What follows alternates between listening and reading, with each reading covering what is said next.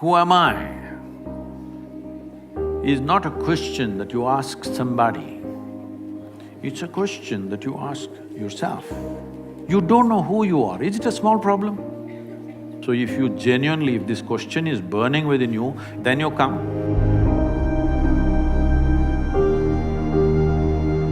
Pranam Sadhguru, I am from West Bengal. My name is Shourabroto Mukherjee.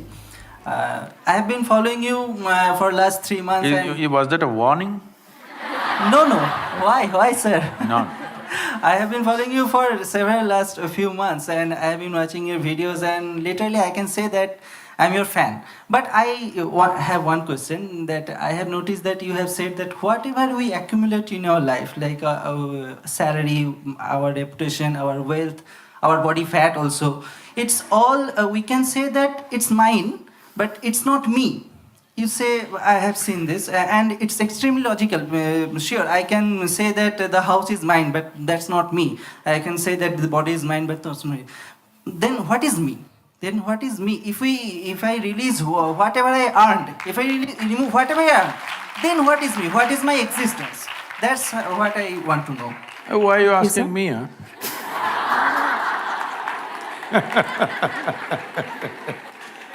Listen now.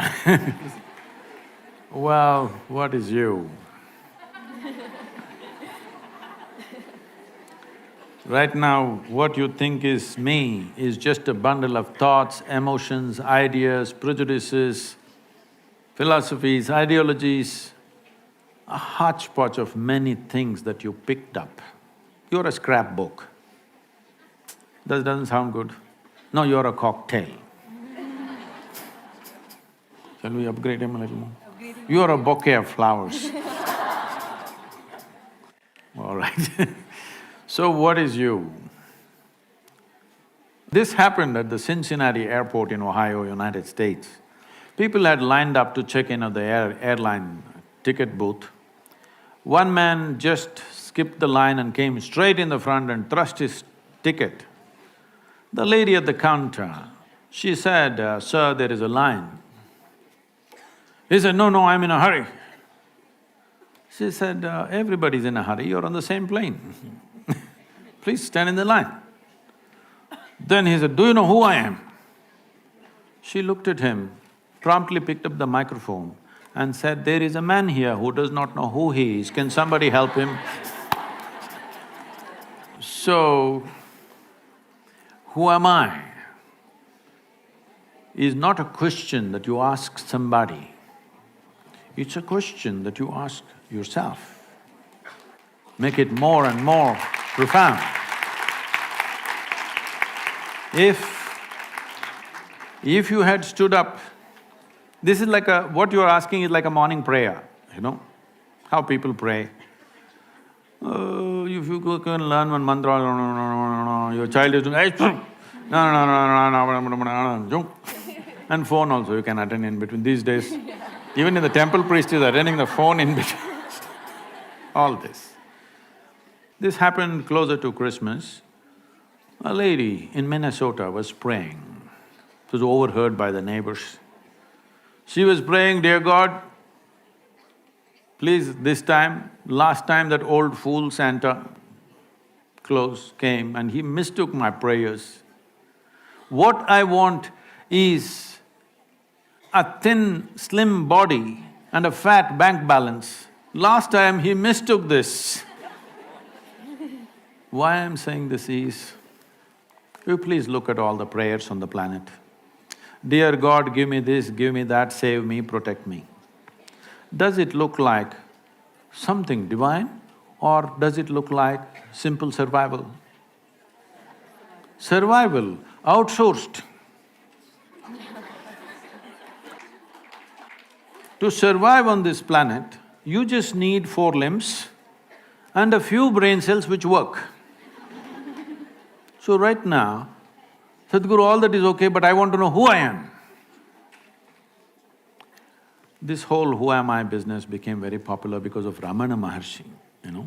You heard of Ramana Maharishi? He's not a Bengali. So Ramana said, "Who am I?" and sat down there. People today think they don't have to do anything. If they once in a while ask somebody, who am I? They think they're being spiritual. I was teaching a program in Los Angeles.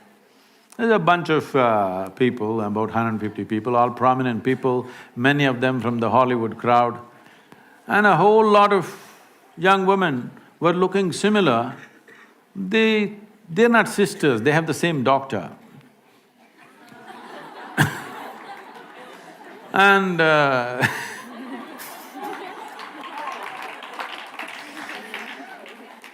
and then one of them says, Sadhguru, I'm just teaching them a simple 21-minute practice. Why? To turn you inward. Because you're asking this question out. You will not find anything. If I tell you you are an Atman, Paramatman, nonsense, where does it take you? Just more vocabulary. See, if I tell you you are a soul, you are a divine entity, you are Atman, you are Paramatman, you didn't get anywhere. You just got more nonsensical vocabulary. That's all you got. So I said, we're teaching you a simple process, 21 minutes, how to turn inward. But you're telling us all this 21 minutes we have to do all this, but Ramana Maharishi said, you don't have to do anything. I said, whoa, Ramana got to Los Angeles? But Ramana did nothing, that's a fact. He simply sat like that, cross-legged. Simply doing nothing, absolutely. Rodents came and bit and ate his flesh. It festered, wounds, became worm-infected. He simply sat doing nothing. If you can do that kind of doing nothing, immediately there is an answer, all right?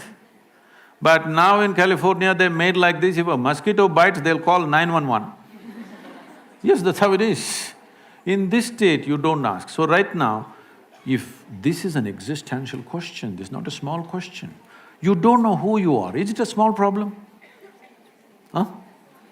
It is a fundamental problem, isn't it? And you're getting up and introducing yourself, where you… Bengal you come from and everything. And now you're asking the question is not matured yet. If you stood up and you could not ask question and tears came to you, I would have answered this question completely differently. But now it's a joke, so I'm joking with you. Is that okay? Huh? Question is there, it's a good thing, the question is there. But the question needs sharpness to penetrate. It still doesn't have enough intensity that it can penetrate something. It's right now a casual question. So right now, I can tell you something, who you are, but it's not in your experience. If I tell you something which is not in your experience, what can you do? You can believe it or you can disbelieve it. If you believe it, you are not any closer to it. If you disbelieve it, you are not any closer to it. If you believe me, you can go and tell some fancy positive story. If you disbelieve me, you can go and tell some negative story about me. But you have not moved an inch, isn't it? So if you genuinely, if this question is burning within you, if tonight, if this question bothers you so much you cannot sleep, you cannot sit, you cannot stand, if it bothers you like that, then you come, I'll give you something else, something totally different.